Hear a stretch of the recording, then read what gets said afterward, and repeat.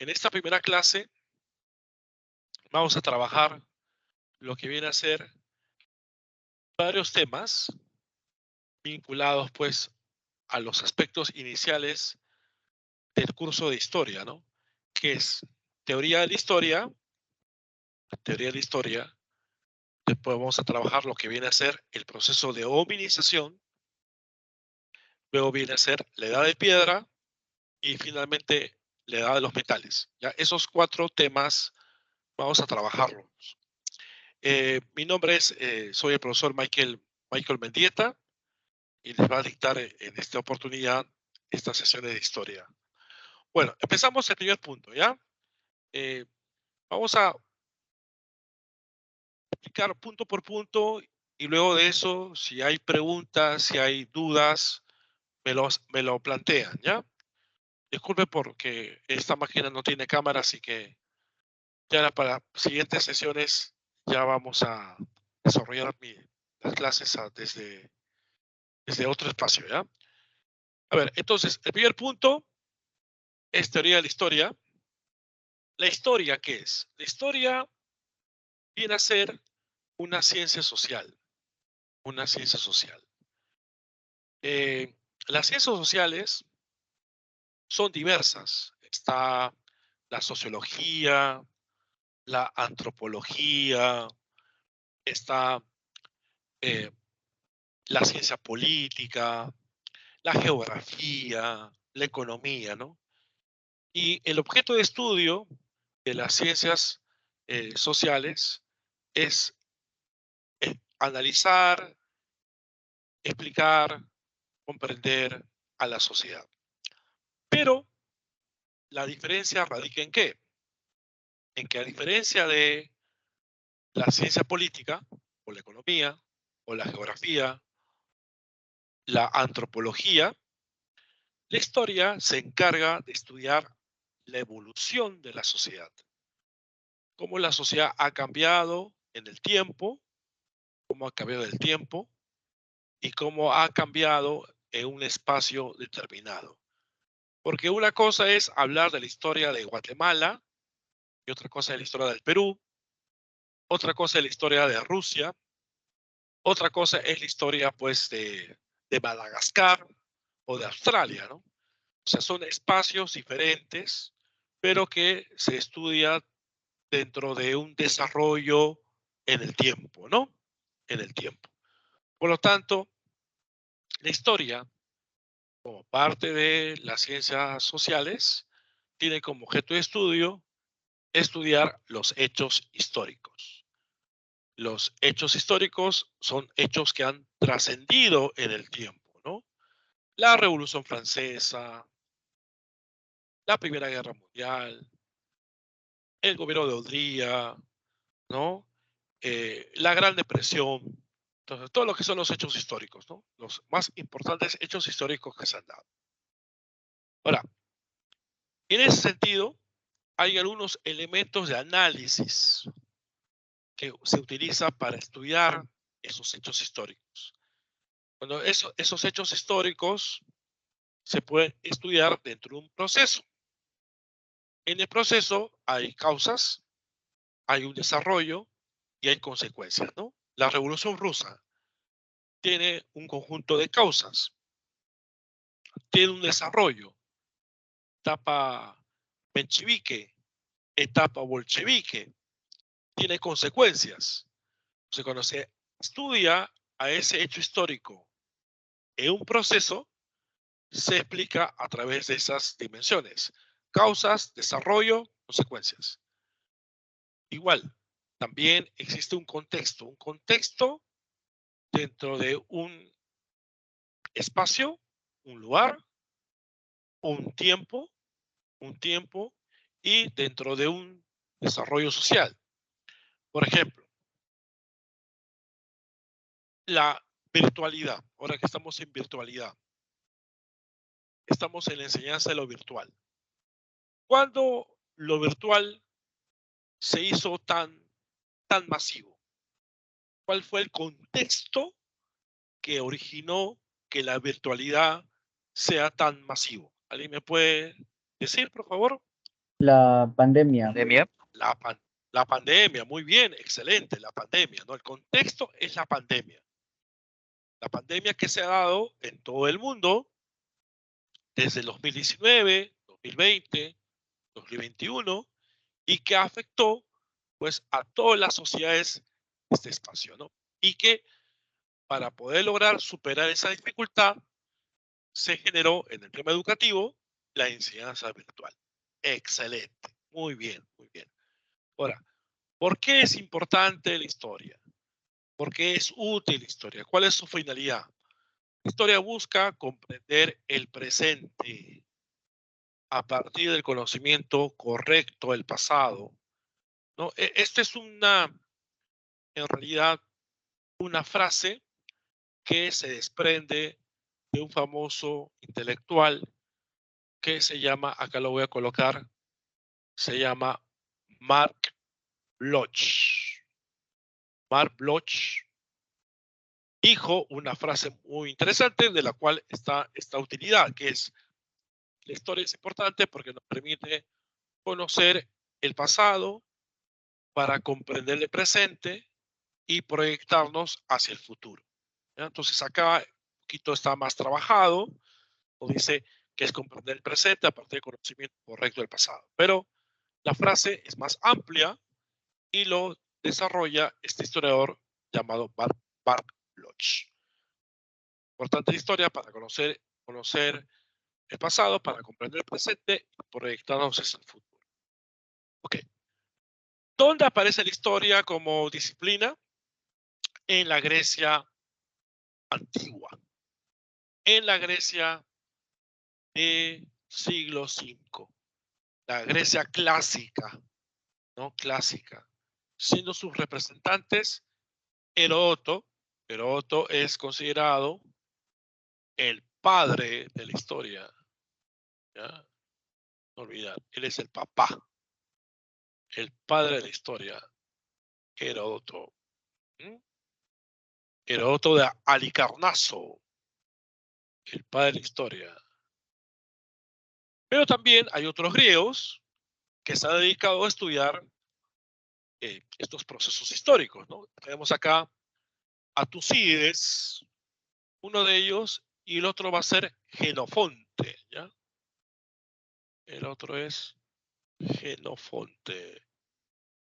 ¿Mm? Entonces tenemos acá una triada de historiadores: Heródoto, Tucídides y Genofonte. Ok, ahora, también vamos a explicar el concepto de tiempo histórico.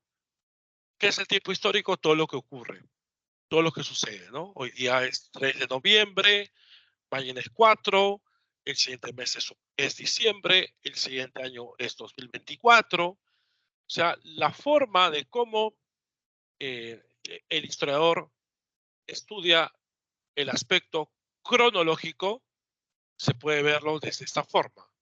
Desde el aspecto diacrónico. ¿Qué significa diacrónico? Diacrónico significa a través del tiempo, ¿no?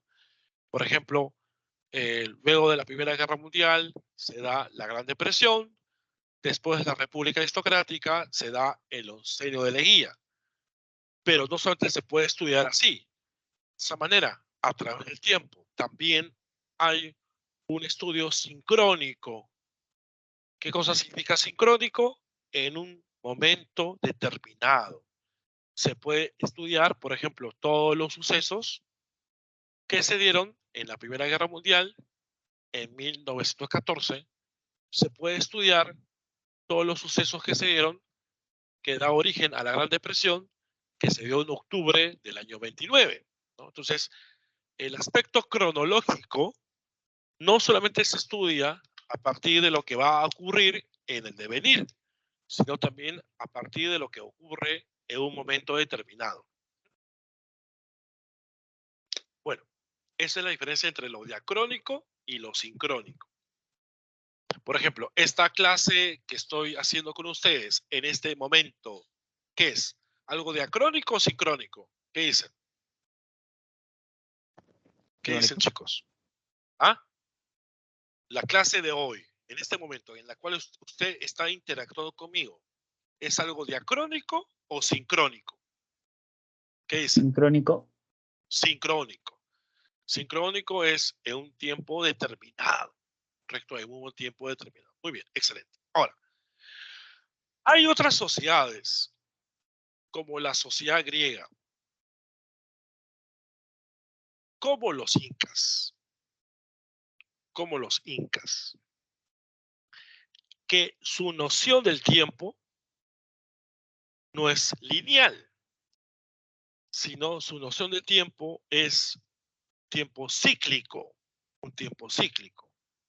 ¿Qué se entiende por lo cíclico? Todo lo que vuelve a un punto determinado, a un punto inicial, ¿no? Es un eterno retorno, un eterno retorno. Entonces, a eso se conoce como un tiempo cíclico. Un tiempo cíclico como lo que ocurre con las estaciones. Primavera, después que sigue el verano, después del verano viene el otoño, después del otoño viene el invierno, de ahí vuelve otra vez la primavera, de ahí verano, otoño, invierno, primavera, y así. Es un eterno retorno. A eso se conoce como un tiempo cíclico. Todos los, digamos, aspectos vuelven a su punto de partida.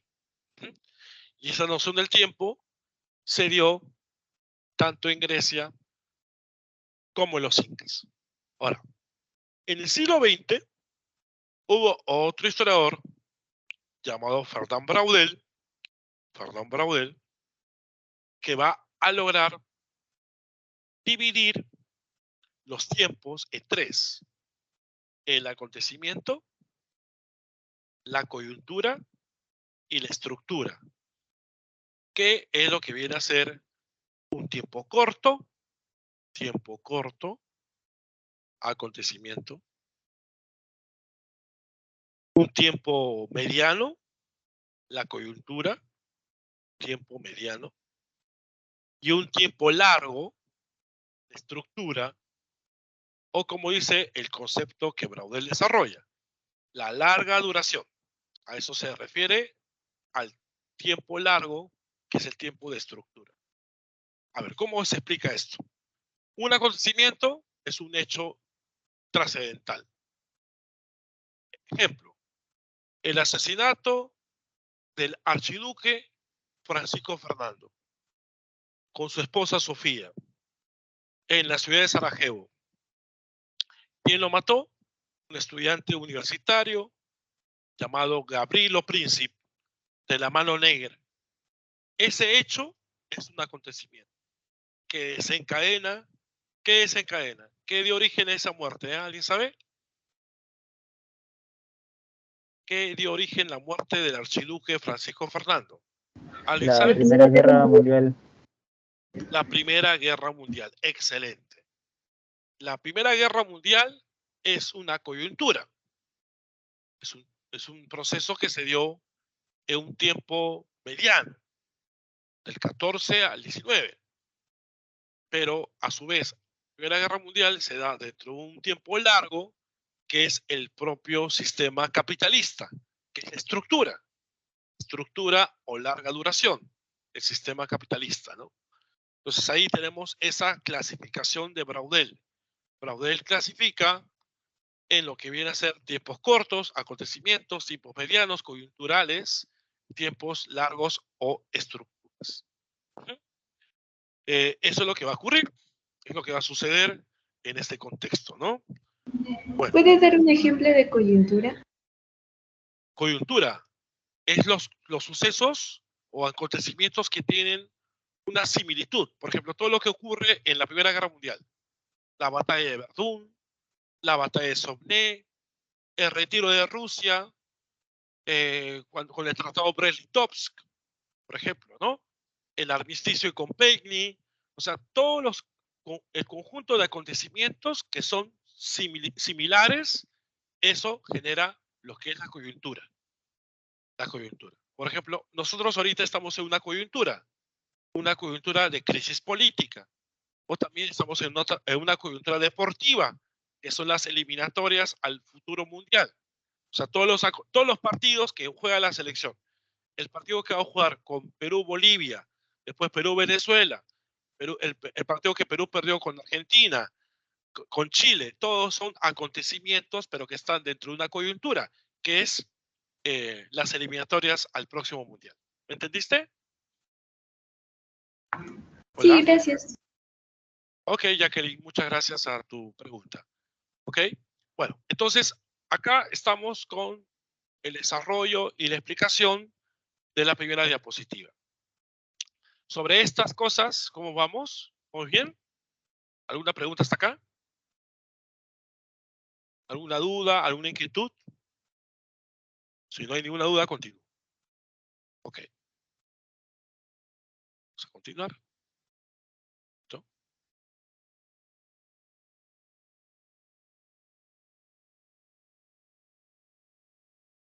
Ok. Y ahora nos vamos al tema de las fuentes. Todo vestigio que proporciona información al historiador, este señor que está acá es un historiador que está revisando unos libros. Todo vestigio, todo producto humano proporciona información. Y esa información le sirve para reconstruir los hechos históricos. Según la clasificación, tenemos acá lo siguiente. La información que nos brinda las fuentes se pueden clasificar en fuentes escritas, fuentes orales, fuentes materiales, fuentes audiovisuales. Las fuentes escritas es comprobada por todos los textos contenidos en diversos soportes. Por ejemplo, ¿por qué se habla de diversos soportes? Porque el hombre no solamente va a escribir sobre papel. El hombre puede escribir sobre piedra, el hombre puede escribir también sobre madera, el hombre puede escribir sobre tablillas de arcilla. De ahí viene, pues, la famosa escritura cuneiforme. Entonces, todos los textos que están en diversos soportes, esos son fuentes escritas, como el ejemplo que tenemos acá, que es la carta de la famosa artista mexicana Frida Kahlo. Fuentes orales son todas las tradiciones y testimonios transmitidos de forma generacional, de generación en generación. ¿Qué se puede transmitir de forma oral? Pues las adivinanzas, las canciones, los refranes, trabalenguas, chistes, adivinanzas, mitos, leyendas, etcétera, etcétera, etcétera. Pero también se puede transmitir emociones, sentimientos, cosas que uno le puede afectar, como ocurre en este ejemplo, donde está la imagen de la antigua princesa Diana de Gales, que está dando una entrevista a un periodista de la BBC. Esta es una entrevista muy famosa. ¿Por qué? Porque en esa entrevista ella cuenta su malestar en su relación con el actual rey de Inglaterra, que es el rey Carlos. En ese momento era príncipe, estaba casado con la princesa Diana, y que luego de esa entrevista, a los meses, al poco tiempo, ella fallece en un accidente automovilístico, ¿no? No sé si usted...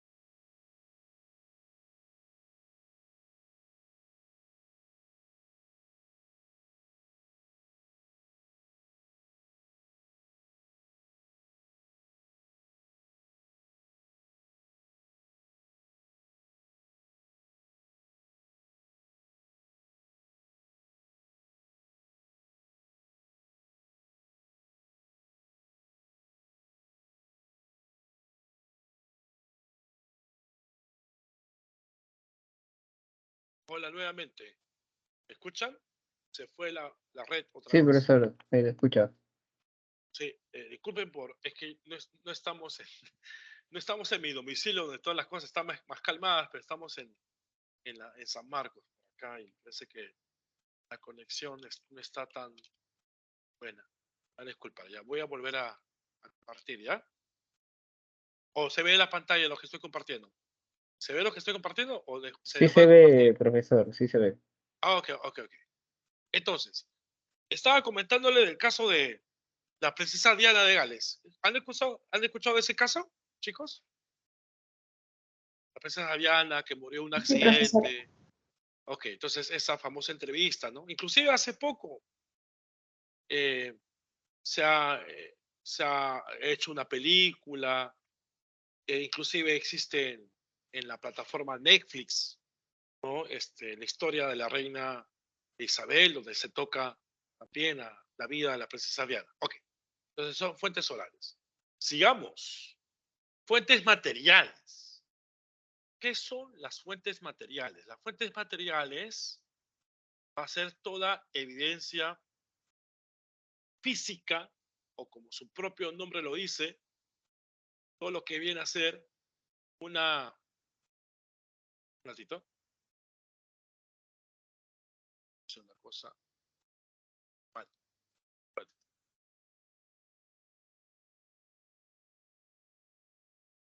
Ok, ahora sí, ahora sí. Entonces, como estaba comentando, un ratito. Ah, sí.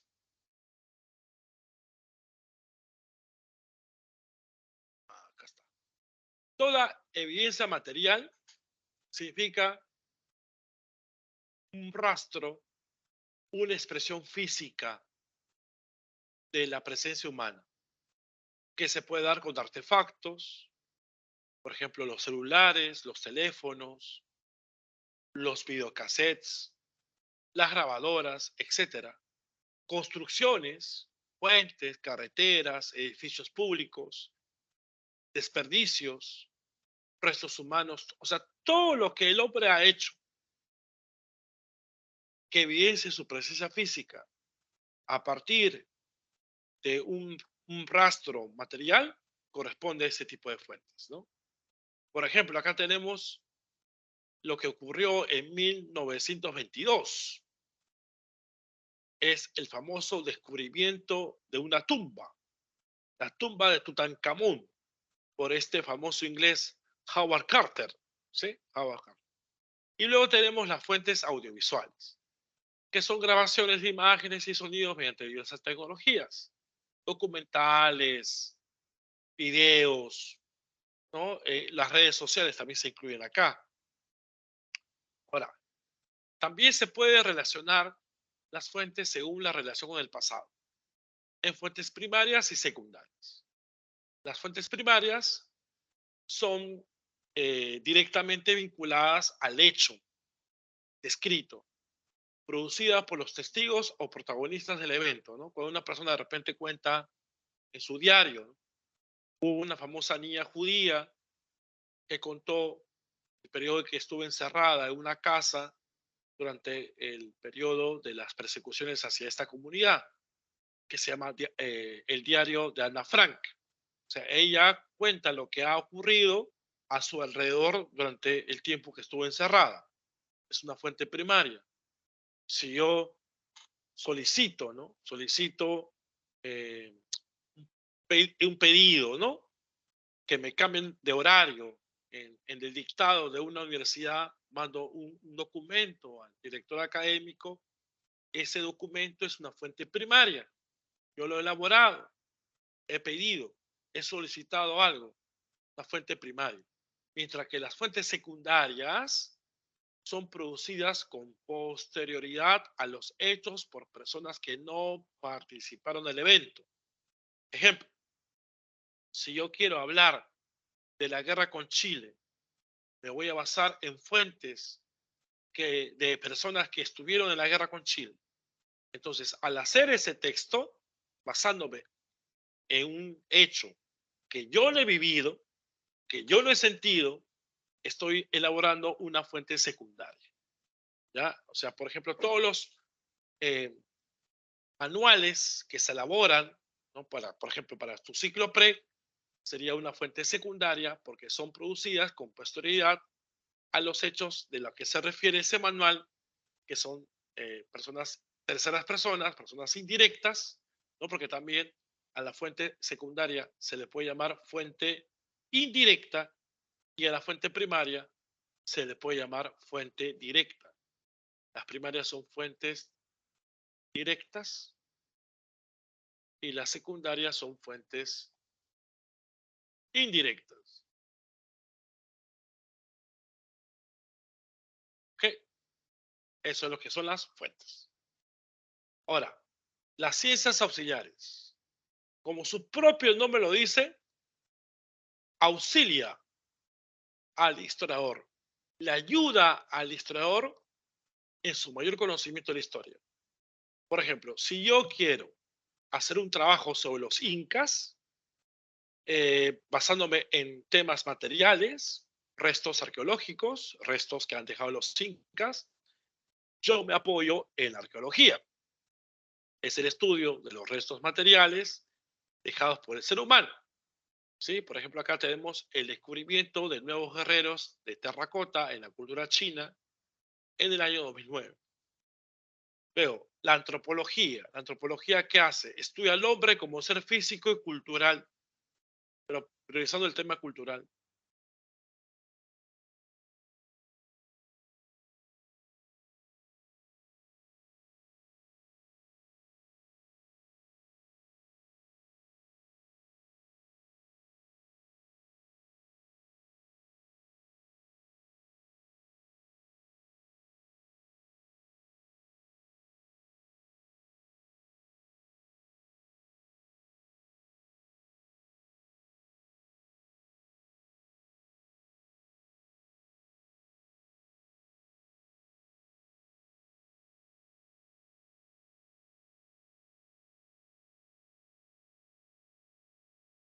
A ver, otra vez estamos. ¿Me escuchan? Sí, profesor. Sí, profesor. Ok. Lastimosamente es la conexión. No sé qué pasa. ¿Qué pasa en esa computadora? Disculpen, de verdad, ¿ya? Bueno, tenemos acá un antropólogo, Brodila Malinowski, con nativos de la isla de Turban, en el año 18. Luego tenemos a la sociología. ¿Qué hace la sociología? Estudia la organización y la función de la sociedad. Básicamente estudia la sociedad actual, cómo se organiza la sociedad actual, los partidos políticos, ¿no? En la forma de cómo la sociedad se manifiesta en el presente. La economía estudia los recursos escasos, cómo se organizan esos recursos escasos para satisfacer necesidades, ¿no? Por ejemplo, acá observamos que a nivel del Perú, la pobreza ha logrado tener, ¿no?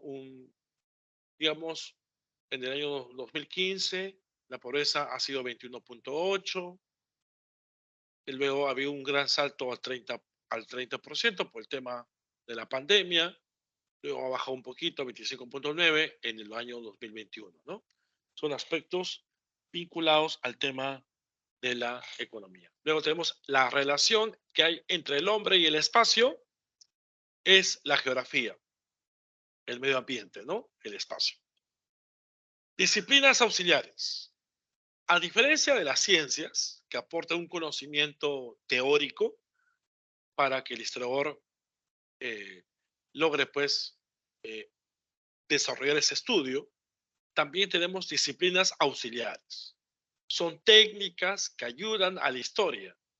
Y de estas técnicas tenemos la diplomática, la numismática, la heráldica, la paleografía, la epigrafía y la genealogía.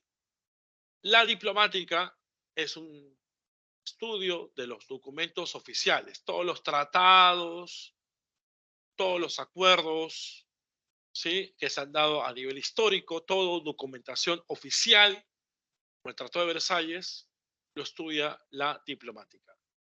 La numismática estudia las monedas y medallas. La heráldica estudia los escudos y blasones, que es otro nombre al escudo, pero más pequeño. La paleografía descifra la escritura antigua en soporte móvil. ¿Qué es un soporte móvil? Un soporte que tú lo puedes desplazar fácilmente, como el papel. Esto es una fotografía de una escritura en castellano, pero de tiempo muy atrás. Eso es lo que hace la paleografía. es descifrar lo que dice ese texto escrito en un castellano antiguo. La epigrafía estudia la inscripción sobre materiales duros, sobre monumentos. Acá, por ejemplo, hay una lápida romana, material duro. Cayo Coelus construyó los muros, torres y las puertas de la ciudad. La genealogía estudia el linaje familiar. Acá, por ejemplo, observamos el linaje de la dinastía Habsburgo, la más poderosa e influyente del siglo XVI. ¿Sí? Entonces, esas son las disciplinas auxiliares: diplomática, numismática, heráldica, paleografía, epigrafía, genealogía. Y luego viene el tema de la historia, cómo se divide en etapas. Para tratar de entender en su desarrollo en el tiempo, se hace una periodización. ¿Qué significa periodizar? Ordenar, clasificar los hechos, tomando en cuenta los elementos comunes. Y es así que se van a dividir la historia en edades. Edad antigua, desde la aparición de la escritura, 3.000 años antes de nuestra era, hasta la caída de Roma de Occidente. Edad media, desde la caída de Roma de Occidente hasta la toma de Constantinopla. Constantinopla es la capital del famoso imperio bizantino.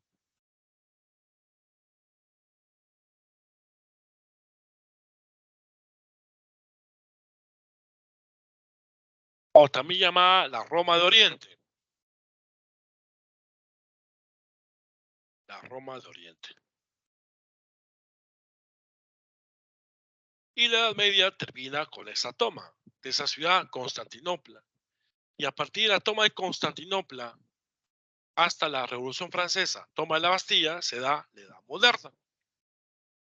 Y desde la Revolución Francesa hasta hoy es la Edad Contemporánea. ¿Quién hizo esta clasificación? Este señor llamado Cristóbal Keller, o también llamado Cellarius. Él propone una periodificación eurocéntrica porque privilegia los acontecimientos que se dan en Europa, cronológica, lineal, acontecimental, porque solamente ve el aspecto de algunos importantes hechos trascendentales. Él dividió el desarrollo de la humanidad a partir de la escritura hasta el siglo XVIII. Las tres edades que él hace la división son justamente estas primeras. Él hace esta división y después se añade la edad contemporánea por un señor llamado Butinsa. Butinsa es el que agrega lo que es la edad contemporánea. ¿Sí? Más bien, Keller divide el desarrollo de la humanidad a partir de la escritura hasta el siglo XVIII, edad antigua, media nueva, llamada luego moderna, y posteriormente se agregó la denominada edad contemporánea. Bueno, entonces esto es lo que tiene que ver con el primer tema de esta tarde, que es teoría de la historia. Hemos revisado todo lo que es la parte teórica de la historia y ahora entramos a un segundo punto. Pero antes de entrar al segundo punto, no sé si tuvieran alguna pregunta que hacerme, los escucho o los leo. Si no, digan conforme. Una fuente histórica es 100% humano, no, nunca es un material, ¿no? Toda fuente es hecha por el hombre. Y cuando esa fuente termina siendo investigada por el historiador, es una fuente histórica. Y si es investigada por el historiador, entonces sería es una fuente histórica. No. A ver, Tito, vamos por partes, porque ahí tienes varias cosas que estás planteando. Una fuente es todo evidencia que deja el hombre y puede ser estudiada por las ciencias sociales. No obstante, puede ser estudiada por el historiador. Un economista quiere estudiar la pobreza, cómo la pobreza se ha dado durante los últimos 10 años. ¿En qué se basa? En fuentes. Pero esas fuentes no son históricas, porque no es trabajada por el historiador. ¿Me entiendes? ¿Hola? ¿Hola? Ah, ¿No me entiendes? no. Ya, a ver. No me entiendes. A ver, vamos a empezar. ¿Qué es una fuente, Jacqueline? Una fuente es todo resto que deja el ser humano. Si tú le cuentas a tu mamá más tarde que has tenido clases conmigo, con el profesor Mendieta, y tu mamá le cuenta a la vecina que su hija tuvo clases con el profesor Mendieta, ¿cuál es la fuente de tu madre? La fuente. ¿De dónde sacó la información tu mamá para que le diga a tu vecina que tuviste clases conmigo? Jacqueline, vamos. Tú puedes, tú puedes. ¿Oral? No, tú es por ti misma. Tú le has dicho a tu mamá. Tú eres la fuente. ¿Me entiendes, Jacqueline? Ah, ya entendí. Claro, tú eres la fuente. Pues, a ver, por ejemplo, Jacqueline, ¿qué hora es? ¿Qué hora es? Dime la hora. Las 5:41. Ya, y si me pregunta una persona que entra acá a la sala de profesores del local de la pre, entra un profesor, me dice, profesor Mendieta, ¿qué hora es? Digo, 5:45. ¿Cuál es tu fuente, Jacqueline? ¿Me entiendes? ¿Me entiendes, Jacqueline? Ya, hasta ahí estamos bien, ¿ya? Las fuentes son todas las evidencias que son dadas por el ser humano. Ahora, para que una fuente sea histórica, tiene que haber habido pues una trascendencia en el tiempo, una trascendencia. Por ejemplo, si se produce el asesinato del archiduque Francisco Fernando, que dio origen a la Primera Guerra Mundial, ya. Ese acontecimiento, ¿cómo se difundió el asesinato? ¿Dónde se apareció esa noticia de la muerte del archiduque? ¿En dónde? Vamos, Jacqueline, tú puedes. En el lugar de su muerte. No, en los periódicos. En los periódicos. ¿Me entiendes o no? ¿Hola? Sí. Ya, los periódicos, ¿qué son? En ese caso, ¿es una fuente de qué tipo? ¿Una fuente qué? Escrita. No, una fuente histórica. Una fuente histórica, Jacqueline. Porque nos está transmitiendo el acontecimiento que dio origen a qué. ¿A qué? ¿Qué dio origen en la muerte del asesinato del archiduque Francisco Fernando? En la Primera Guerra Mundial. A la Primera Guerra Mundial. Ok. ¿Cómo nos enteramos que Fujimori disolvió el Congreso? A través de un mensaje. ¿Pero tú viste ese mensaje en el 92? No. ¿Cómo te has enterado? Por los libros de historia. ¿Correcto, Jacqueline? Son fuentes históricas. ¿Sí? ¿Me escuchas? Sí. Ya. ¿Otra duda tienes sobre este tema? No. Ok, perfecto. Listo, listo. ¿Tiene alguna duda hasta acá, chicos, sobre estos puntos? ¿Sobre la teoría de la historia? Todo claro, profesor. Ok, perfecto, perfecto. Profesor, no, yo tengo una consulta. Dime, ¿te escuchamos?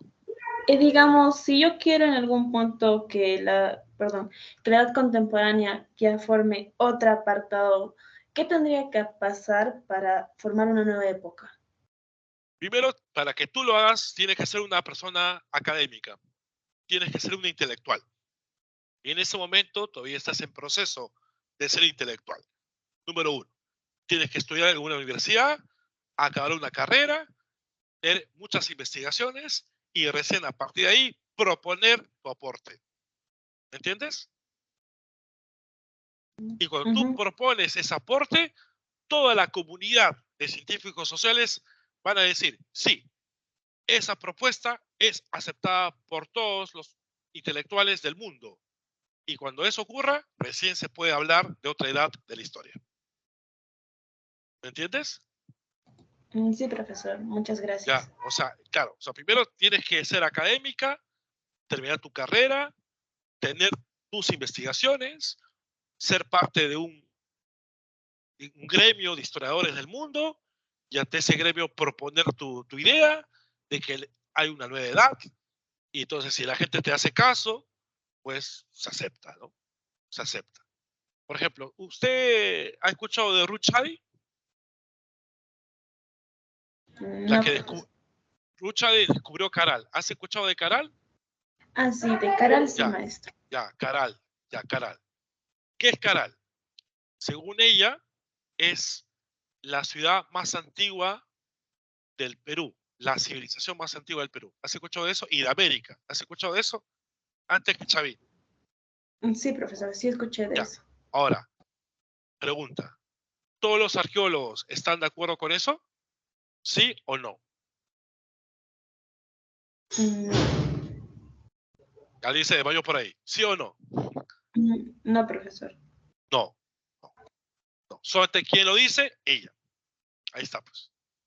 Ese es un tema que es parte de todas estas cosas que tú estás estudiando conmigo, estas edades, por ejemplo, lo planteó Keller.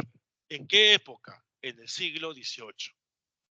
Y desde el siglo XIX se agregó la edad contemporánea. Y de ahí se quedó. Y nadie pues quiere dar otro tipo de aporte, ¿no? Otra edad, ¿no? Ya, ahí se queda. Ahí se queda. Bien, ¿otra duda que tengan hasta acá? Profesor, Dime. profesor, Escuchamos. disculpe, si se llega a desatar una nueva guerra mundial, toda esa cosa nuclear, se crearía una nueva época, ¿no, profesor? Ya que todo sería totalmente destrozado. Bueno, sobre esa idea que tú planteas, te puedo contestar con la respuesta que dijo el premio Nobel de Física Albert Einstein. Le preguntaron, maestro Einstein, ¿qué pasaría si habría una tercera guerra mundial? Y Albert Einstein contestó, si habría una tercera guerra mundial, la cuarta guerra sería con palos y piedras. Eso te puedo contestar, mi estimado. ¿Escuchaste? Sí, profesor, gracias. Ok, perfecto. ¿Otra duda más sobre estas cositas que estamos conversando? Ok. Si no hay ninguna duda, entramos al segundo punto. La hominización. ¿Qué es la hominización? Es la evolución del ser humano. Desde un remoto antropoide hasta lo que somos hoy día. ¿Qué somos hoy día? Homo sapiens sapiens. Recuerde usted, somos Homo sapiens sapiens. Es un proceso evolutivo, biológico.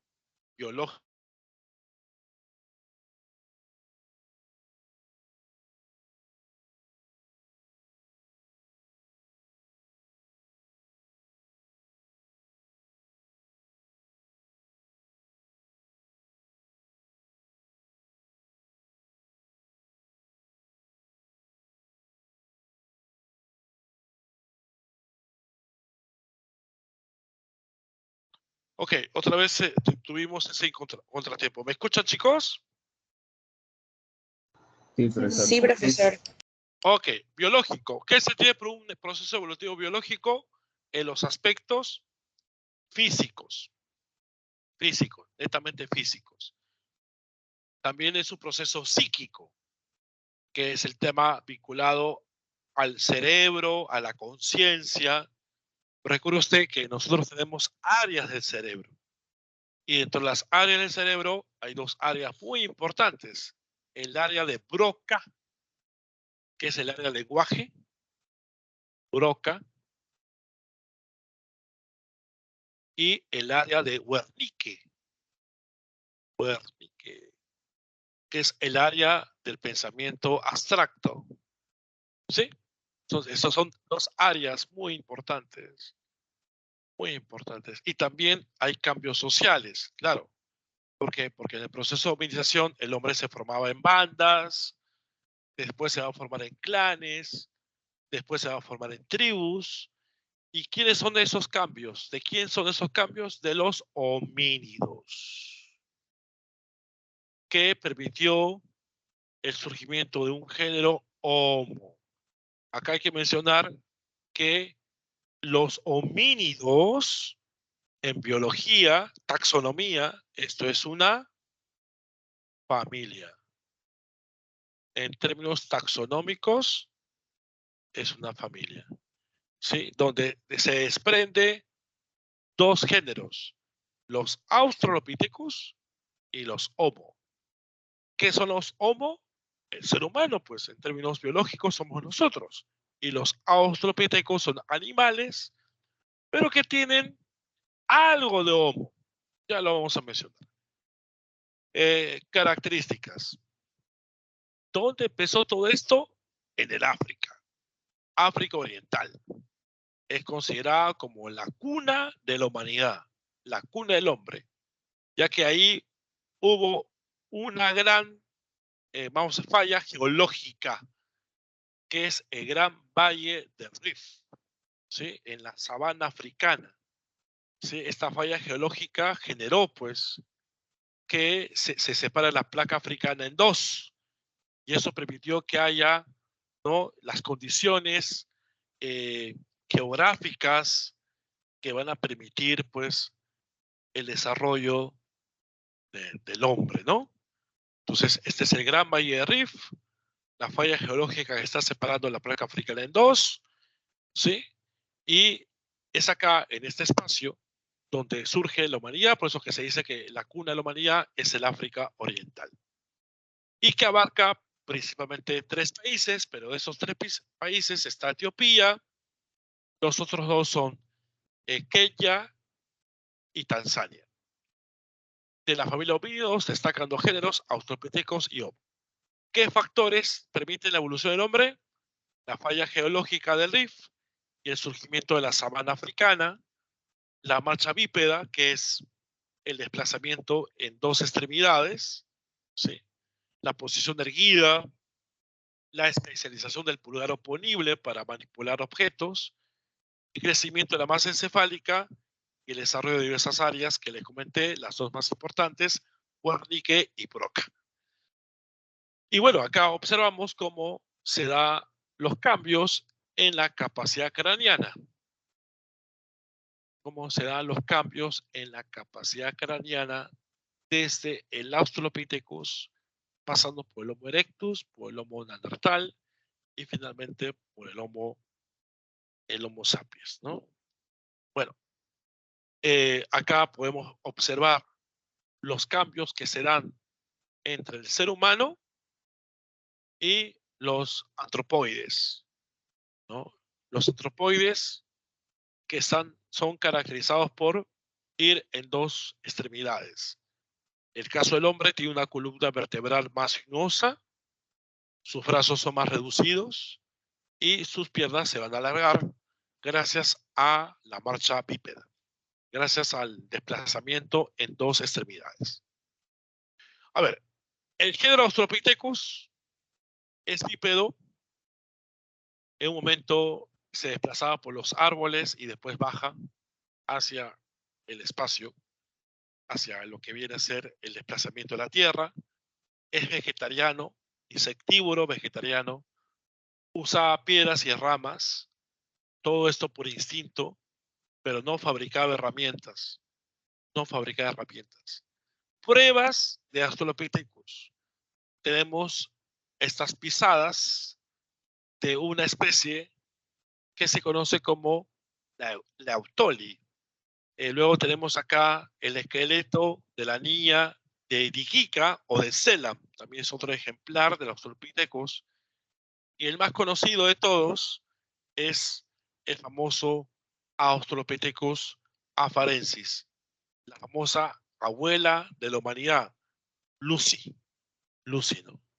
De estos Australopithecus, la más famosa es esta afarensis, que es Lucy, una hembra adolescente. Después viene el género Homo, que tiene un mayor volumen del cerebro, capacidad de fabricar herramientas. Las especies predominantes son Homo habilis, Homo erectus, Homo neanderthalensis, Homo sapiens. La evolución no es lineal, no es lineal. Algunas de estas especies van a coexistir. Ustedes se dan cuenta acá en esta gran rama donde se desprende varias líneas. ¿Sí? Acá, por ejemplo, podemos mencionar que en un momento hubo especies conviviendo, ¿no? Por ejemplo, se plantea que hubo una convivencia entre el Neandertal y el Sapiens. De esa convivencia entre el Sapiens y Neandertal se genera algo que en biología se ha comentado, que dentro de el porcentaje del genoma humano, o sea, de lo que vienen a ser los genes humanos, nosotros mantenemos un rezago del menos 10% del Neandertal. Eso significa que el Neandertal convivió con el Sapiens. ¿Sí? Bueno, esas son algunas de las características de los Homo, de los Australopithecus y todo lo que tiene que ver con el proceso de la hominización. Este es el segundo tema.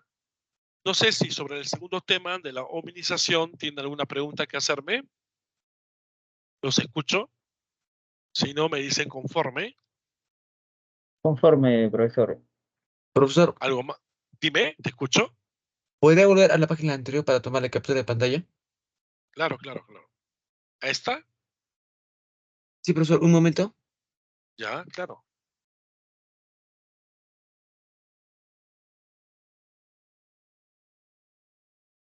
Ya está bien, gracias, profesor. Muy bien. No te preocupes, Alexander. ¿Alguna pregunta más? ¿Cómo están los demás? ¿Tienen alguna duda? Si no, digan conforme. Claro. No, claro, ¿no?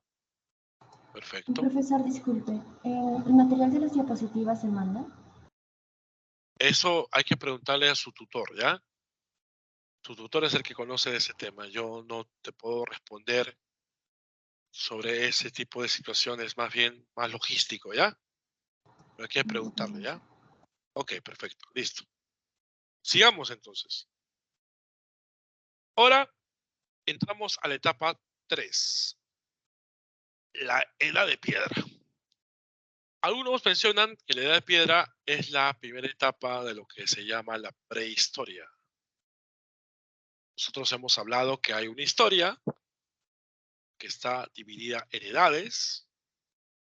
Son 4 edades, pero antes de la edad antigua estuvo la época de la prehistoria, que empieza a partir del origen del hombre hasta la invención de la escritura. La edad de piedra se llama así por ser el material en donde el hombre lo usaba con frecuencia. ¿Para qué? Para hacer sus herramientas, ¿no? O sea, es un material en donde el hombre lo usa con frecuencia para elaborar sus herramientas. Y como es un periodo largo, se divide en 3. Paleolítico, mesolítico y finalmente el neolítico. ¿No? Paleolítico, mesolítico y neolítico. En el paleolítico, que significa piedra tallada, el clima, el contexto climático era pleistoceno. ¿Esto cómo se conoce? Como la era de ¿qué? La película. La era del hielo. Acá se da todo el proceso de hominización. El hombre se organiza en bandas. Las bandas es una agrupación espontánea de personas entre 20 a 80, en la cual el líder de esa banda se llama en inglés el Big Man. ¿Qué significaría gran hombre? El más fuerte, el más experimentado, ¿no? el hombre acá practica el nomadismo. ¿Qué significa eso? Que va de un lugar a otro para buscar su subsistencia. El hombre vivía en cuevas, chozas. El hombre desarrolla una economía depredadora. ¿Qué significa depredadora? Que destruye a la naturaleza. También se puede llamar economía de ¿qué? De subsistencia. Porque el hombre busca subsistir, sobrevivir al medio. Ahora, la mejora de las herramientas posibilitó que haya un desarrollo más intenso de la cacería y permitió el crecimiento de la banda. Y las etapas son tres. Es una etapa larga, se divide en tres. Paleolítico inferior, paleolítico medio, paleolítico superior. Para no olvidar que las primeras herramientas están compuestas por un grupo de utensilios muy rudimentarios, conocidos como los cantos tallados o cantos rodados, que son los cuchillos de pedernal, ¿no? Es lo que se conoce como la llamada pebble culture. La pebble culture. Para poder hacer este tipo de herramientas, se utilizaba la técnica de la percusión, que es el chancado, ¿ya?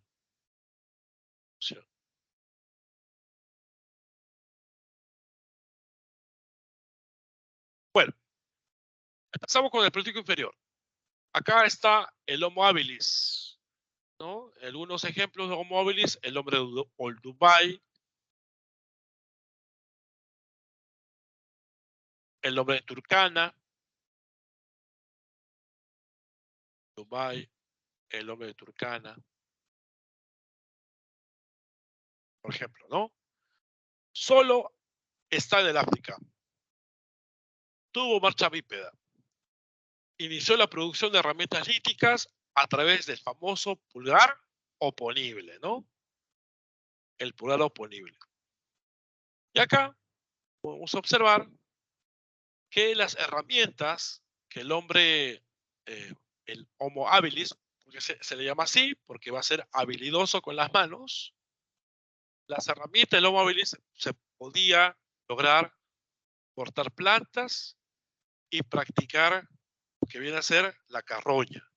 ¿Qué es la carroña? Es el consumo de carne muerta, ¿no? El hombre en este tiempo, el habilis, aún va a ser siendo alguien que se alimenta de carne cruda, de carne muerta, ¿sí? De la carroña, todavía aún.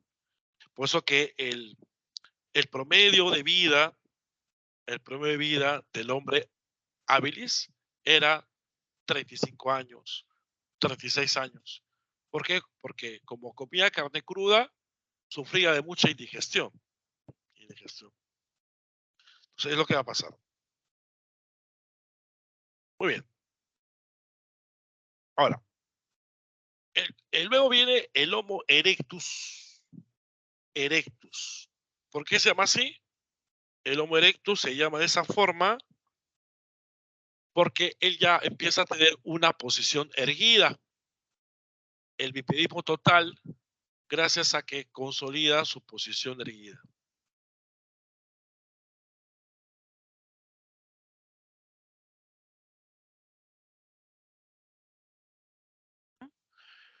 Logra usar y controlar el fuego.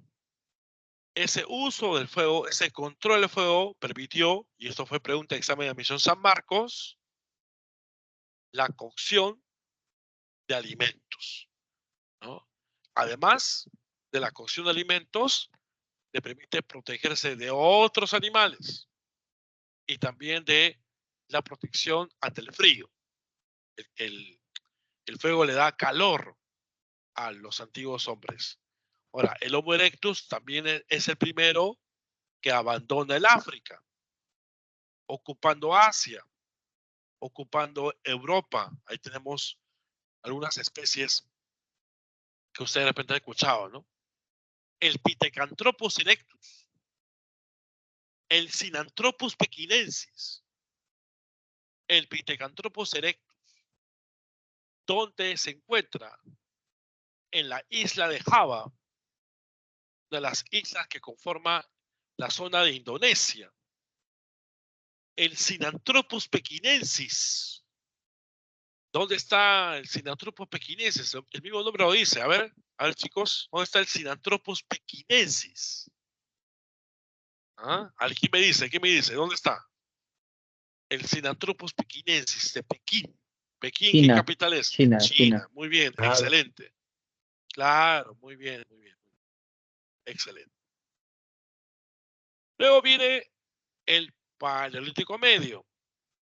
¿Quién se encuentra acá? El Homo neandertal. El Homo neanderthalensis. Pues también pregunta de examen de admisión San Marcos. ¿Dónde aparece el Homo neandertal? Paleolítico Medio. Hay creencias mágico-religiosas. Se practican los primeros entierros. Lenguaje articulado, porque antes el hombre se comunicaba con sonidos, ¿no? Sonidos guturales, y ya luego empieza a articular las palabras. Sigue habiendo el trabajo en piedra, obviamente, sigue habiendo el tallado en hueso. Este es un entierro del Neandertal. Y luego viene el Paleolítico Superior, donde aparece el Homo sapiens, que habitó todo el mundo. Se desarrolla el arte parietal y mobiliario. ¿Qué es el arte parietal? El arte parietal son las famosas pinturas rupestres. ¿Qué se pintaba en las cuevas? Las escenas de cacería. Y fue una pregunta de examen de admisión San Marcos. ¿Para qué el hombre pintaba esas escenas de cacería? Eso fue pregunta de examen de admisión San Marcos. Eso sirvió para impulsar unos llamados ritos propiciatorios. Ritos propiciatorios. ¿Qué es un ritual? Un ritual es un protocolo, ¿ya? Protocolo. Un ritual es un protocolo. Un ritual. Por ejemplo, cuando una persona camina por la calle o va por el micro y pasa por la fachada de una iglesia, si es católico, ¿qué hace esa persona? ¿Qué hace esa persona? A ver, respóndame, por favor. ¿Qué hace? Persina. Se presigna. Eso es un ritual. Cuando ustedes ingresen a San Marcos, ¿qué hacen con los cachimbos? ¿Qué hacen con los chicos y las chicas cuando ingresan? Se rapan la cabeza. Le cortan el cabello, le rapan la cabeza. A la chica le echan huevo. Es un rito. Entonces, ¿qué hacía el hombre primitivo? El hombre primitivo practicaba este ritual dentro de la cueva para poder darse ánimo, para poder propiciar, ¿no? Propiciar el objetivo que era cazar bien. Se da buena vibra, como se dice, ¿no? Entonces, esa es la finalidad de las pinturas rupestres y eso fue pregunta de examen de admisión San Marcos. Luego, viene el arte mobiliar. El arte mobiliar son las esculturas. Esculturas donde se va a representar a mujeres. Estas son las famosas Venus.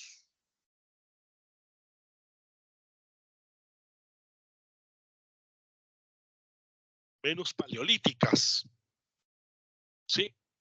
Acá, por ejemplo, tenemos una escultura muy famosa, la Venus de Willendorf, encontrada en Austria. No tiene rostro, no tiene brazos ni manos, no tiene pies, pero sí tiene unas caderas muy anchas, muslos muy anchos, senos prominentes. Es una mujer embarazada. ¿Qué cosa está representando esta Venus de Willendorf? La famosa fertilidad. La fertilidad. El culto a la fertilidad en la Venus de Willendorf. Las pinturas rupestres más famosas se han encontrado en España, en la cueva de Altamira, ¿no? En la cueva de Altamira, considerada como la famosa Capilla Sistina del mundo antiguo. Y además, en el pórtico superior se logra crear el arco y la flecha. Bueno, ahora llegamos al Mesolítico. Este Mesolítico es la transición, se produce el final del Pleistoceno y empieza una etapa de calentamiento de la corteza terrestre, que es el Holoceno. Esos cambios climáticos, esos cambios en las eras, de una etapa de congelamiento de la corteza terrestre a una etapa de calentamiento, provoca que el hombre también sufra cambios. Es seminómade, con viviendas a la intemperie, después se desplaza a otro lado para poder tener mayor tipo de seguridad, de protección, ¿no? Entonces, eso es el producto de esa situación. Y luego viene la organización. Ya no hay bandas. Ahora, ¿qué cosa hay? Hay clanes. ¿Qué son los clanes? Los clanes vienen a ser el grupo de personas unidas, vinculados con lazos de sangre. Acá hay lazos de sangre. Y en esos lazos de sangre también empieza a surgir una especie de pequeño ídolo que representa el origen de esa familia. Ese personaje que representa al origen del clan se llama tótem. El tótem. El tótem ya había aparecido en la época del Paleolítico como parte de esas creencias mágico-religiosas. El Neandertal es el que empieza a crear el tótem. Pero el tótem era para representar lo que el hombre no entendía, lo que el hombre no se podía explicar. Por ejemplo, había animales que el hombre no podía cazar, como es el bisonte. Había plantas que eran venenosas. El hombre no entendía por qué al consumir esa planta su compañero moría. Entonces le atribuye cierto nivel de respeto a ese animal que no puede cazar, que en este caso sería el bisonte, a esa planta que genera la muerte de su compañero porque está en una planta venenosa. Entonces, esa situación hace que se construya la imagen del tótem. Ahora, cuando se da la llegada al Mesolítico, cuando empieza a aparecer los clanes, que son la agrupación de personas con vínculos sanguíneos, entonces ahí es donde existe pues la necesidad de dar origen a ese clan. Hay un fundador de ese clan. Ese fundador de ese clan ya no existe en ese momento, sino más bien existió hace tiempo atrás. Y para representarle se va a generar pues esta idea de que el tótem pertenece pues a ese punto de partida de ese clan. Además, se empieza a surgir la horticultura, que es incipiente domesticación de plantas, y la domesticación de animales, como en este caso es el perro. El primer animal domesticado es el perro, y se fabrica también herramientas de piedra muy filudas, pequeñas pero muy filudas, como ustedes ven acá, esta hojita microlítica, y también se da el desarrollo de la pesca. Se construyen canoas, anzuelos, redes. El hombre ya cada vez se hace más experto en esa actividad. Eso es el periodo del Mesolítico. Bueno, hasta ahí. ¿Cómo estamos? Hemos visto Paleolítico y Mesolítico. ¿Preguntas hasta acá? ¿Alguna inquietud que tengan? ¿Me comentan? Si no, digan conforme. Todo claro, profesor. ¿Correcto?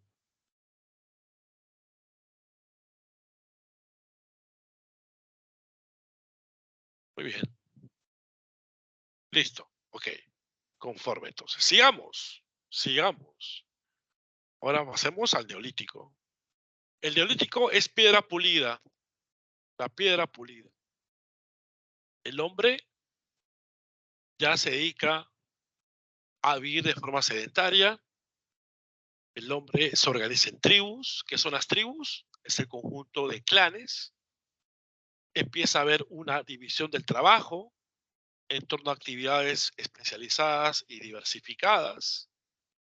Por ejemplo, empieza a haber agricultores, hay ganaderos, ya más adelante hay tejedores, hay ceramistas, y va a surgir la propiedad privada sobre los medios de producción.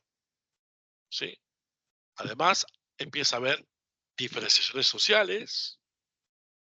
En el Neolítico también aparecen las tribus, no hay que olvidar las tribus, que es el conjunto de clanes, y se forman los grupos jerarquizados que asumen roles de dirección. Es decir, empieza a aparecer ya jerarquías sociales. Empieza a haber clase dominante, clase dominada. Y acá, por ejemplo, observamos cómo ya empieza a surgir el punto de partida de lo que después se llamaría civilización. Como el hombre empieza a elaborar una prenda textil, sigue usando la piedra pulimentada, hace cerámica, tiene una hacha pulimentada, tiene una hoz de madera que le permite pues arar la tierra. Dentro de esa época del Neolítico empieza a aparecer también las primeras ciudades. Acá vemos la famosa ciudad en Turquía llamada Çatalhöyük, que es uno de los grandes poblados del Neolítico, que es habitado a partir del año 6000 antes de nuestra era. Si ustedes son perspicaces, van a darse cuenta que no hay puertas en esta ciudad. No existen puertas. Lo que hay es una entrada por la parte alta, por el techo. Sí, hay puertas en la parte del techo. Se entraba usando escaleras. ¿Ya? Ahora, en ese tiempo también hay una arquitectura de gran dimensión y a eso se conoce como la arquitectura megalítica. Megalítica, ¿no? Una arquitectura donde destacan este tipo de grandes construcciones de piedra, estos bloques de piedra.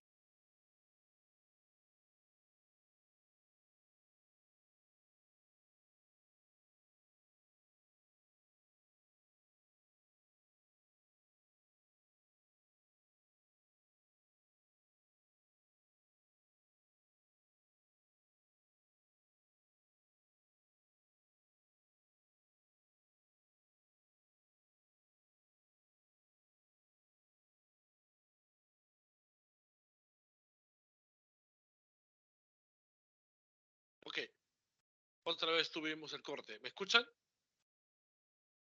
Sí, profesor. Ok, entonces tenemos acá los dólmenes, que son de grandes tumbas, que son dos bloques de piedra, son la base, y uno de forma horizontal está apoyándose en estos bloques, en estos dos bloques que son de parte levantados verticalmente. También tenemos el famoso cromlech. El cromlech es solamente una sola piedra nada más. Una sola piedra es el cromlech, que podría ser observatorios astronómicos, ¿sí?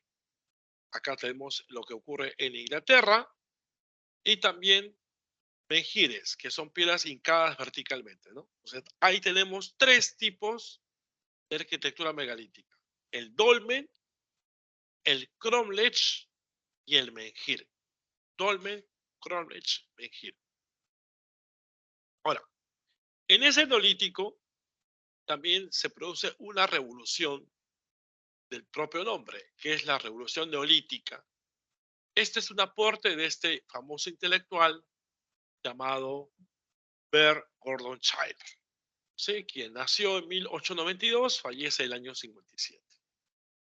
La revolución neolítica es la aparición de la agricultura y ganadería. Se desarrolla en el neolítico una economía productora de alimentos. Surgimiento de una economía productora. Esa economía productora generó excedentes productivos y permitió practicar el trueque. Tenemos acá, en este mapa del mundo, México, Perú, el Próximo Oriente o el creciente fértil o el cercano Oriente, la India, China.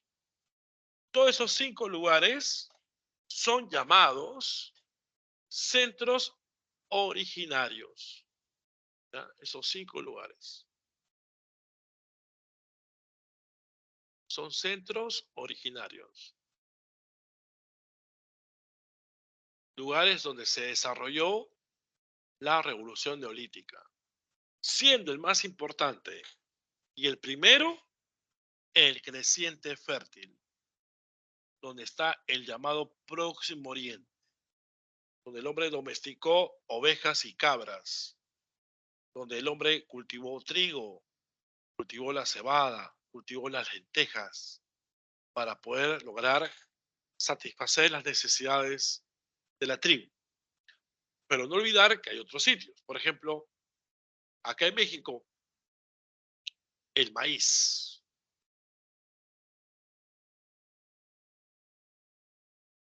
En Perú, la calabaza. Ya vamos a profundizar eso del Perú cuando toque historia peruana la próxima semana. En China, el arroz. En la India, el té. ¿No? Son algunos productos que se van a caracterizar en cada lugar. Ahora, todo esto permite que haya un proceso de ¿qué? De sedentarización. El crecimiento demográfico necesitó de nuevos lugares de asentamiento de tipo sedentario. Aparecen las primeras aldeas con edificación de casas, como la que vimos con Chatalcuyú o la que vamos a ver en la ciudad de Jericó. Jericó en Palestina. Bueno, esa es la revolución neolítica. Ahora, ya para ir avanzando, tenemos la edad de los metales. Después de la edad de piedra, viene la edad de los metales. Esta edad de los metales está conformado por 3. La edad del cobre, la edad del bronce y la edad del hierro. Empecemos por el cobre. El cobre es un metal muy maleable, muy maleable. Y eso hace que se use de forma simultánea, tanto la piedra como el cobre. ¿Ya? La piedra sigue usándose porque el cobre es un metal muy maleable. Lo interesante de la edad del cobre es que surge la metalurgia. La metalurgia es el trabajo en metales. Surge la orfebrería, el trabajo en oro, usándose hornos, fuelles, tipo de hornos, para poder forjar los metales. Elaboran adornos, utensilios, herramientas de metal que incrementó los intercambios. Se elaboran objetos de lujo como vasos campaniformes que tienen la forma de campana, como el que vemos acá en la imagen, y también se elaboran joyas. En este tiempo se inventa el arado, impulsando el desarrollo de la agricultura. Todo eso es edad del cobre. En la edad del bronce se mejora la fabricación de herramientas. Empieza a aparecer la rueda allá en el cercano oriente. Se permite la producción de armas como espadas. Hay espadas de bronce, como ustedes ven, hachas. Surgen las ciudades como centros administrativos en una región. aparece la famosa revolución urbana, aparición de ciudades, ¿correcto? Aparecen tipos de estados, el teocrático y militarista, de base esclavista y la base de los imperios expansionistas. Se usa la rueda, se usa la escritura ideográfica, que se plasma en la escritura cuneiforme y en el uso de los jeroglíficos. Esa es la edad del bronce. Y luego tenemos la edad del hierro. En la edad del hierro se va a inventar la escritura alfabética o fonética.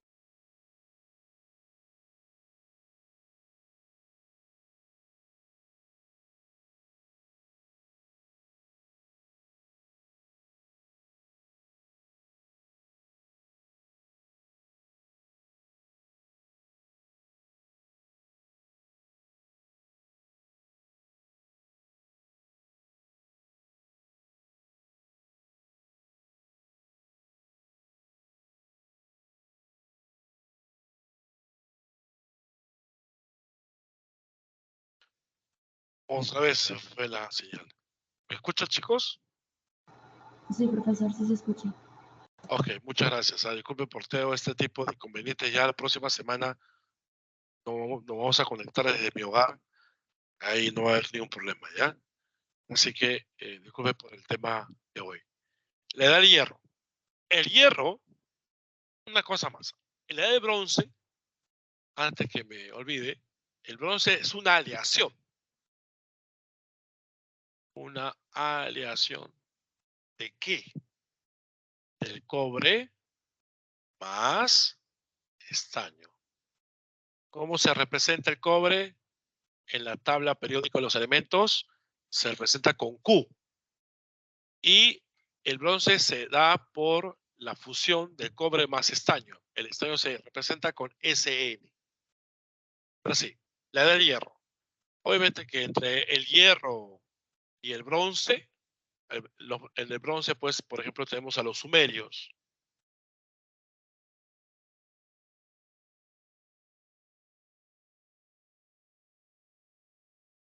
En el caso del hierro, tenemos, pues, los que aportaron en el hierro, los hititas. H de historia, H de hititas, H de hierro. Y también los celtas.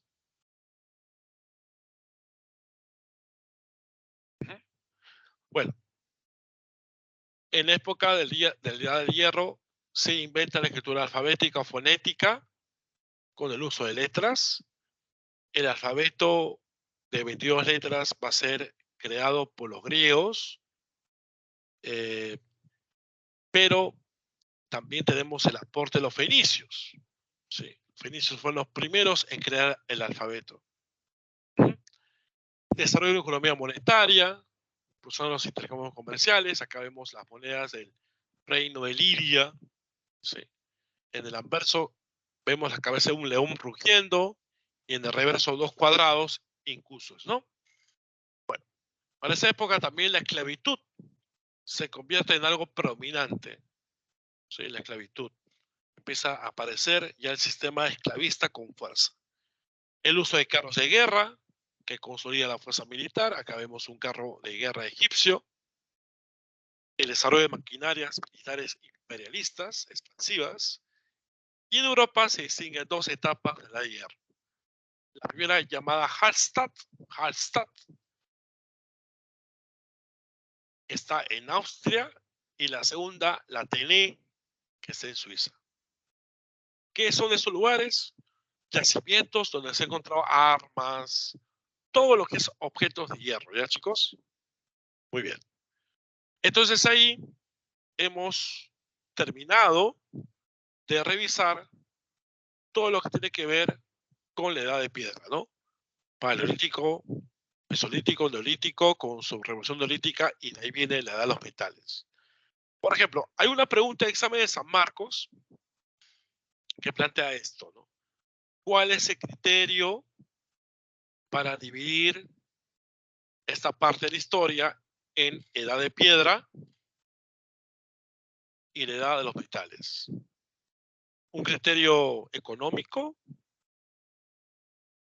sociológico o tecnológico? A ver, ¿qué dicen ustedes?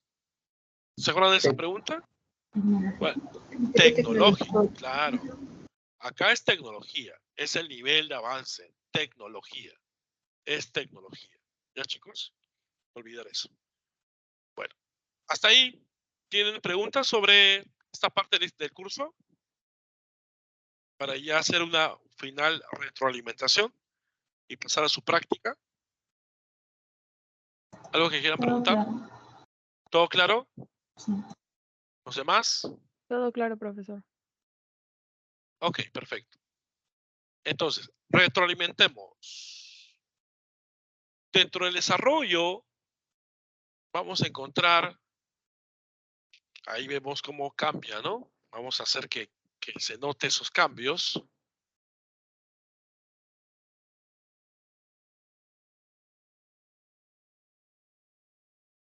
Ok, tenemos entonces la gran edad de piedra y la edad de los metales. La edad de piedra se divide en tres: paleolítico, mesolítico, neolítico. El paleolítico se dio hace 2,600.000 antes de nuestra era. El mesolítico apareció el año 10.000 antes de nuestra era. El neolítico aparece hacia el año 8.000. En cuanto a los metales, se da la aparición hacia los 4.000 años antes de nuestra era. La edad del bronce, 3.000 años antes de nuestra era. Y la edad del hierro, 1.300 antes de nuestra era. Lo que se pide a todos ustedes es recordar esta secuencia, ¿no? Cómo evoluciona, ¿no? Paleolítico, mesolítico, neolítico, edad de piedra.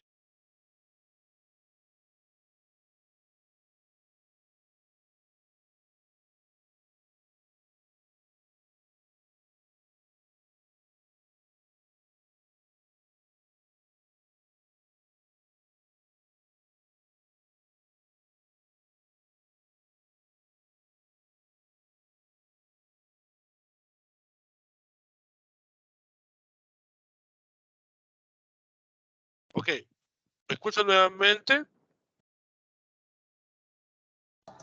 Sí, profesor. Ok, perfecto. Entonces, como les decía, en esta retroalimentación tenemos que recordar la secuencia, ¿no? Paleolítico, mesolítico, neolítico, de ahí viene edad del cobre, edad del bronce y finalmente edad del hierro. Okay. Muy bien. Entonces, esto sería lo que tengo que explicarles a ustedes, y lo que vamos a hacer ahora es darles unos minutos para que vean sus preguntas, ¿ya? Son ahorita 6:33, 6:33, y le damos unos 7 minutos para que vean sus preguntas, ¿les parece? ¿Sí? ¿Están de acuerdo? Ok, profesor. Ok, perfecto. Entonces, revisen sus preguntas. Revisen sus preguntas, ¿no? Y le damos un tiempo para que revisen. De 6 minutos. ¿Ok? De ahí empezamos a ver las respuestas. Preguntas. Compañera Marín, su micrófono está encendido.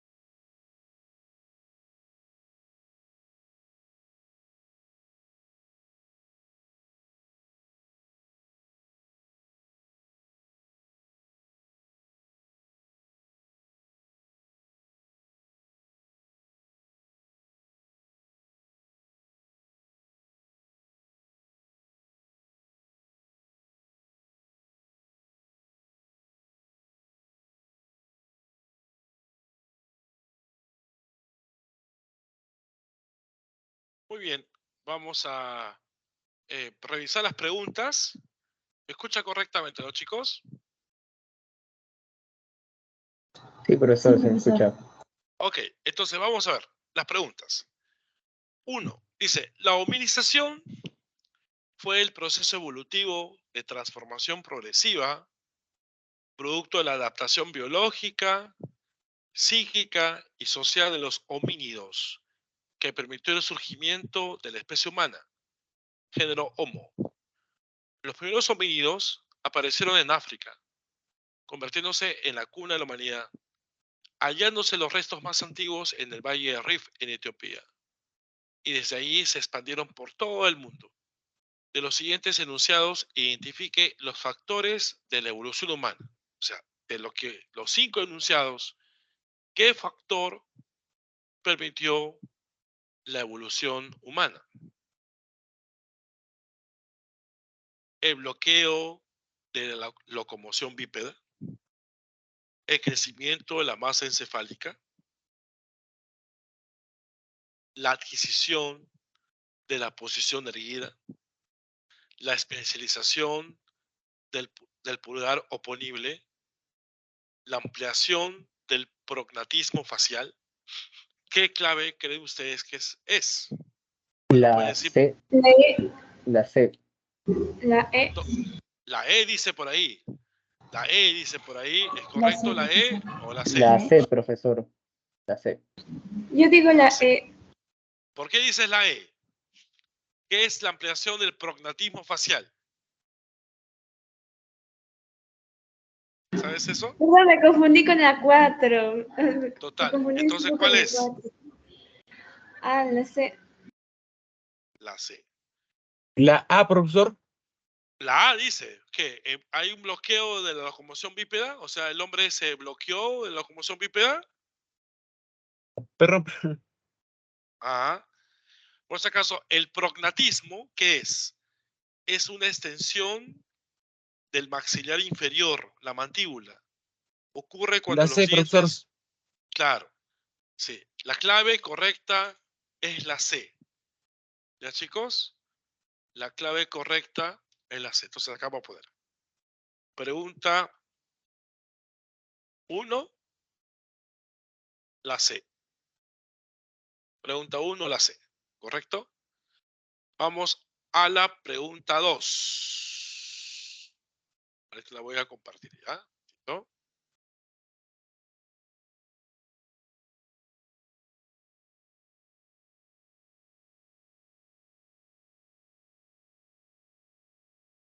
Ok, a ver.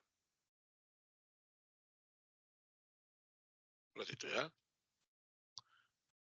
Vamos a compartir.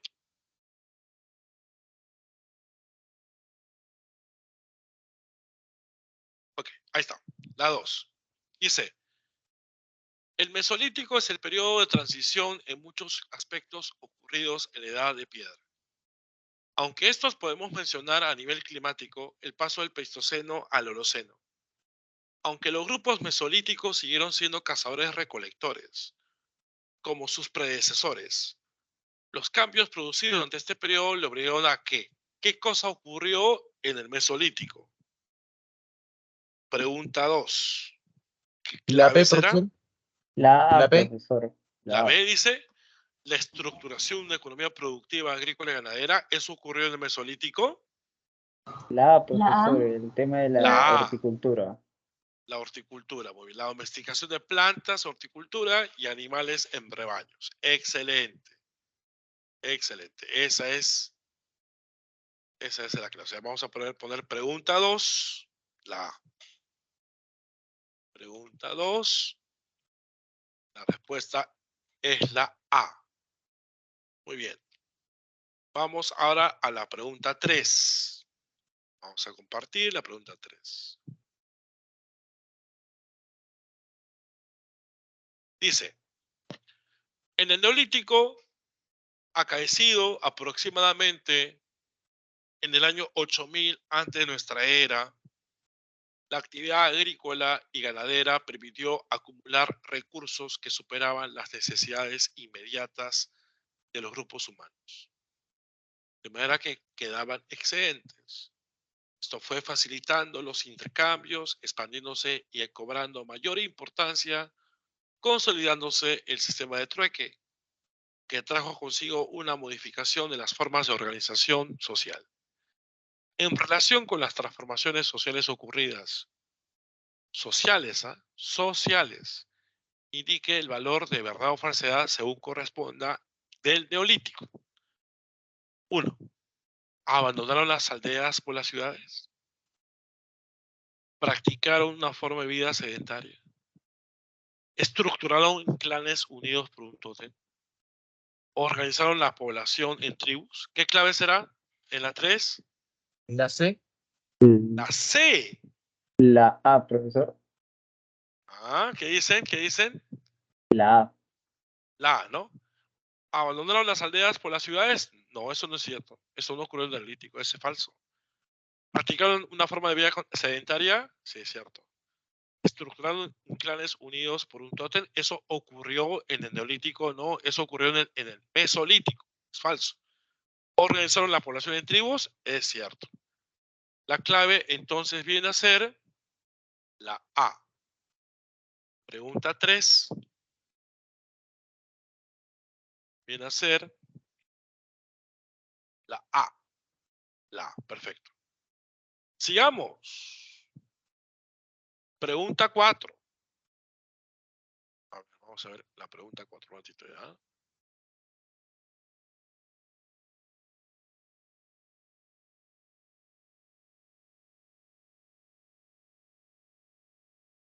Ok.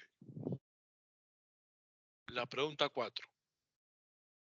Dice, el bronce mejoró la fabricación de herramientas, pero también fue empleado para producir armas y objetos de diversa índole, expandiendo los intercambios.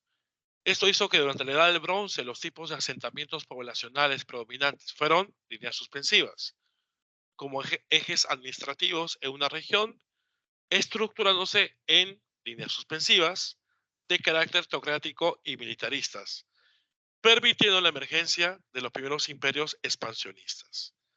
¿Qué clave será?